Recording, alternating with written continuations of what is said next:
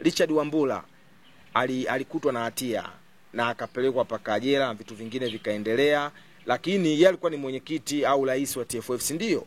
Makamu wake alikuwa Wallace Karia, yeye hatia ikumkuta. Shirikisho limekuwa ni shirikisho la mabavu, yeye anatumika mabavu kuweza kuwadhoofisha wanyonge. Wengine wanatuainishia mafanikio ya Wallace Karia. Yanga wakasema hawachezi. Serikali kupitia Wizara ya Michezo, nazungumzia BMT, Baraza la Michezo, lakini pia kupitia kwa waziri wa michezo, waliweza kuwaita Young Africans, wakawaita Simba Sports Club, wakawaita bodi ya ligi, wakawaita TFF, walizungumza nao pale Benjamin William Mkapa Stadium, na waliingia kwa awamu. Walikuwa kitoka hawa wanaingia hawa. Kwa hiyo waliweza kuwasikiza mpaka mwisho. Alitoka Murtaza Mangungu, aliulizwa na waandishi wa habari ambao walikuwepo pale, nini kimeendelea? Akasema tuliitwa hapa kuja kujadili michezo kwa ujumla wake, hatukuja kuzungumza kitu kingine. Engineer alisema siwezi kuzungumza, utazungumza ni mamlaka, muda ukifika sisi tutazungumza.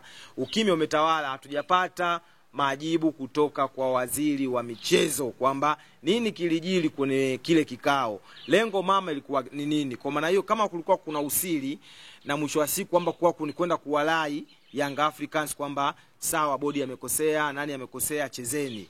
Nafikiri kwa upande mmoja serikali kupitia Wizara ya Michezo walikuwa wako sawa, lakini kwa upande mwingine walipaswa watoke na majibu na wao watuambie kwamba mkosefu ni nani. Ni bodi ya ligi, ambaye bodi ya ligi ni kamati ya TFF, kwa sababu bodi ya ligi sio chombo huru kama Uingereza. Uingereza wana chombo huru ambacho ni bodi ya ligi. Na ndio maana hata waamuzi wanaochezesha ligi kuu ya Uingereza wameajiliwa.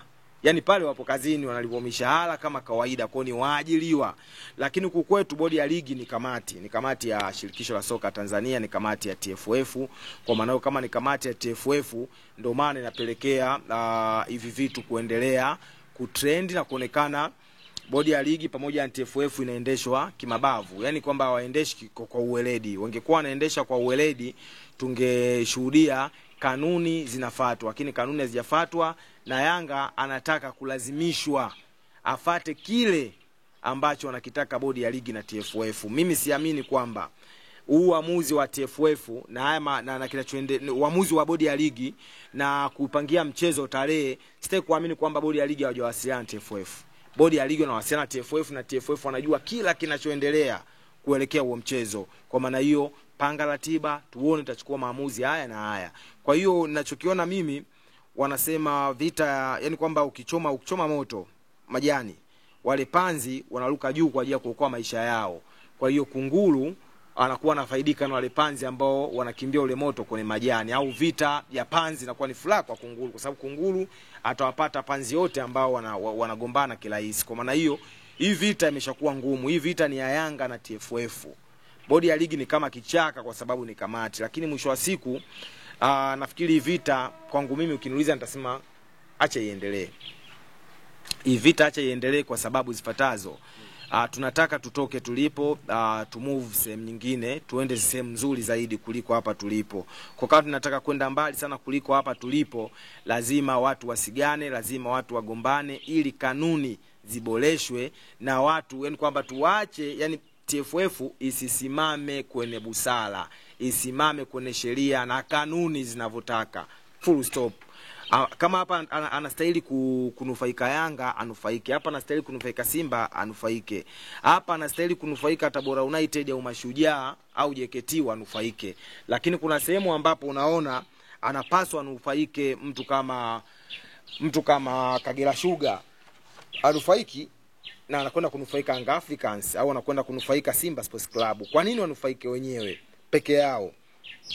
Na mifano miaka kadhaa iliyopita kuna timu iliwahi kunufaika baada ya timu mwenyeji kushindwa kuingiza ambulance uwanjani. Dakika 15 zikavuka, akanufaika kwa kupewa pointi 3 na magoli 3 kwa sababu ambulance haijafanya nini? Ambulance haijafika uwanjani kwenye muda wa mchezo. Lakini waliwahi kugoma, nakumbuka walikuwa ni Ruvu Shooting kama sikosei. Baada ya kugoma kutokana na ambulance kutokuwepo, ilikuwa ni mechi dhidi ya Namungo kama sikosei. Kilichotokea pale JKT Ruvu Shooting alipokwa alama 3 na baadaye akakatwa alama 15, ikapelekea mpaka kushuka daraja. na mpaka sasa tunazungumza msimu ujao watacheza ligi ya mkoa, sio ligi daraja la 4 au la 3, kutokana na trend ya kufanya vibaya kwenye madaraja ambao walikuwepo huko Championship, First League, mambo yake sio mazuri sana. Kwa maana hiyo ndicho kwa maana pale mzani ulishindwa kubalance. Kwa hiyo kuna mtu alinufaika kutokuwepo kwa Ambulance, kuna mtu akunufaika kutokuwepo kwa Ambulance. Matokeo yake alama 15 akapokwa. Msimu uliopita JKT Queens na Simba Queens walikuwa wanacheza pale Bunju kwenye uwanja wa Simba, wenyewe wanaita Mo Complex, si ndio Mo Arena Complex. JKT JKT Queens walipeleka pale timu yao Bunju. Simba Sports Club wakapeleka timu Chamazi kwenye uwanja wa Azam Complex. Waamuzi wakaenda Chamazi, wakawapa pointi 3 Simba na magoli 3 Simba Queens. Alafu kilichotokea JKT Queens wakakatwa alama 15 na Simba akaenda kuwa bingwa. Kwa maana hiyo aligomea JKT, akaliwa kichwa. Ni JKT alisema shirikisho lilikuwa nje ya kanuni. Kwa hiyo lazima mchezo unaahirishwa kwa masaa 72 kabla mchezo. Labda itokee dharura kubwa kweli kweli ya kinchi, au ni jambo ambalo linasababisha mchezo uahirishwe, utaahirishwa. Kwa maana hiyo ule mchezo umebadilishwa muda, tayari masaa 72 yamevuka. Kwa hiyo baada ya kubadilishwa muda, kilichofanyika JKT walisimama kwenye kanuni, Simba akasimama kwenye maelekezo. Simba Queens wakapewa pointi 3 na magoli 3, JKT Ruvu akaliwa kichwa.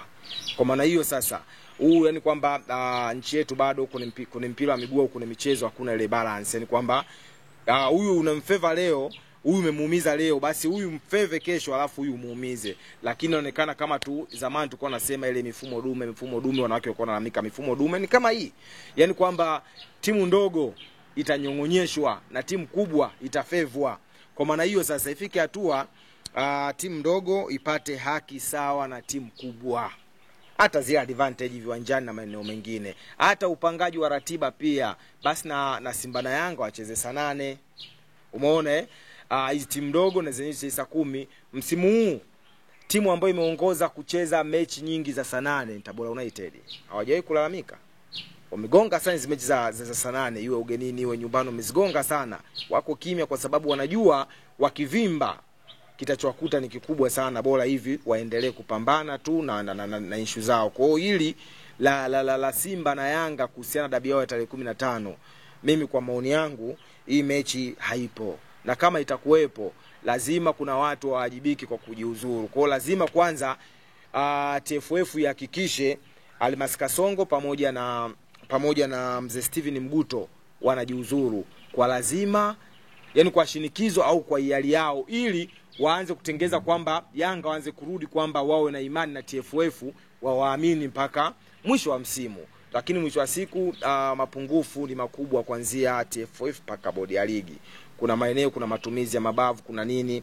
Mimi niliwahi kuoji miaka ya nyuma, kwa nini Richard Wambula alikutwa na hatia na akapelekwa paka jela na vitu vingine vikaendelea, lakini yeye alikuwa ni mwenyekiti au rais wa TFF, si ndio? Makamu wake alikuwa Aleskalia, yeye hatia ikumkuta. Yaani haiwezekani mwenyekiti awe anafanya kila kitu makamu wa mwenyekiti usijue. Kwa hiyo hapo ndo shida nilipoanza kuiona, na sasa hivi kinachotokea, hii shirikisho limekuwa ni shirikisho la mabavu. Yaani yanatumika mabavu kuweza kuwadhoofisha wanyonge na kuweza kufanya wanachotaka. Ndio maana tunaona hata kwenye kurasa za TFF, Instagram na sehemu zingine wanatuainishia mafanikio ya Aleskalia. Mafanikio ya Aleskalia yankujaje? Kwa nini